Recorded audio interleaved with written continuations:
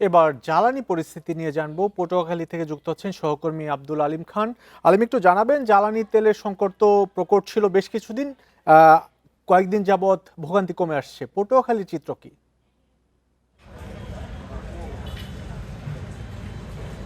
আসলে আপনি যেমনটা বলছেন, আমি এই মুহূর্তে রয়েছি পটুয়াখালী সর্দার ফিলিং স্টেশনে বর্তমানে রয়েছি। এখানে দেখতে পাচ্ছেন সেই দুপুর 12টা থেকে কিন্তু এখানে যারা বাইকার যারা রয়েছেন তারা কিন্তু দীর্ঘক্ষণ এখানে অপেক্ষা করছেন যে কখন তেল দিবেন। আমরা এখানে এসে যেটা জানতে পেরেছি যে এখানে একদিন বা 2 দিন পর পরই কিন্তু এখান থেকে তেল দেওয়া হয়। আর এই তেল সংকটের কারণে কিন্তু আপনি ইতিমধ্যেই জানেন যে তেলের লিটার 18 টাকা থেকে 20 টাকা কিন্তু বেড়ে গিয়েছে।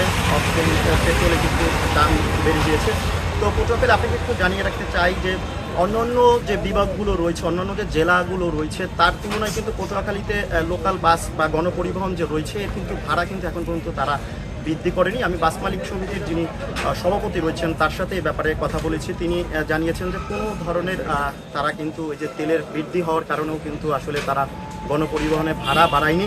কিন্তু সাধারণভাবে যে মোটরসাইকেল যারা চালক যারা রয়েছেন, যারা ভাড়া নিয়ে এদিক সেদিক যান, তারা মূলত আসলে তেলের যে সংকট রয়েছে, তেলের সংকটের কারণে কিন্তু একটু ভাড়া বাড়িয়েছে এবং তারা দীর্ঘক্ষণ ঘন্টার পর ঘন্টা কিন্তু আসলে লাইনে থেকে কিন্তু তেল নিচ্ছে।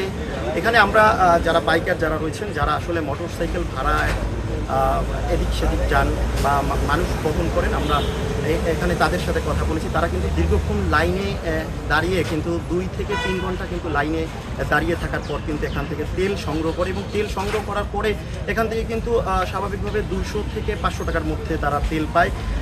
এর বেশি কিন্তু তারা কিন্তু দিচ্ছে না। তারপরে কিন্তু কাঙ্ক্ষিত সময় কিন্তু তারা কিন্তু এখান থেকে কিন্তু তেল পাচ্ছে না, তাদের চাহিদা অনুযায়ী কিন্তু তেল পাচ্ছে না। এখানে যারা আসলে যারা সরকারি চাকরিজীবী রয়েছেন, বেসরকারি যারা চাকরিজীবী যারা রয়েছেন তারা কিন্তু খুব সঠিক সময় কিন্তু তেল পায় না। কারণ এই পটুয়াখালী থেকে কিন্তু বিভিন্ন উপজেলাগুলোতে কিন্তু অনেকেই চাকরি করেন, সেই সুবাদে কিন্তু সঠিক সময় তেল না পাওয়ার কারণে কিন্তু তাদের ভোগান্তি পোহাতে হচ্ছে। তো আপনি দেখতে পাচ্ছেন যে আমার পিছনে কিন্তু সারি সারি লাইন রয়েছে। এই সারি সারি লাইনে কিন্তু দাঁড়িয়ে অপেক্ষা করছেন।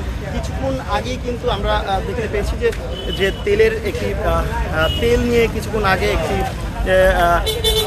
গাড়ি এখানে এসেছে। এই গাড়ি আসার পরেই কিন্তু আমরা দেখতে পাচ্ছি যে দীর্ঘক্ষণ কিন্তু এখানে দাঁড়িয়ে থাকার পরে কিন্তু সেই কাঙ্ক্ষিত মুহূর্ত এসেছে। এখান থেকে 300 থেকে 500 টাকার বেশি কিন্তু তেল কিন্তু তারা পাচ্ছে না। দীর্ঘক্ষণ কিন্তু লাইনে পোয়াতে হচ্ছে এবং এরপর এখানে কিন্তু ডিজেলের যে লাইনও কিন্তু এখানে রয়েছে। বাস এবং ট্রাক কিন্তু এখানে লাইন দিয়েছে তেল নেওয়ার কারণে। তো দেখছেন, তো সব মিলিয়ে বলা চলে যে তেল সংকটের কারণে কিন্তু স্থবির হয়ে রয়েছে পটুয়াখালী সহ অন্যান্য অঞ্চলগুলো। তো এই ছিল আমার কাছে জ্বালানি তেলের সংকট নিয়ে পটুয়াখালী থেকে জানাচ্ছেন সহকর্মী আব্দুল আলিম খান।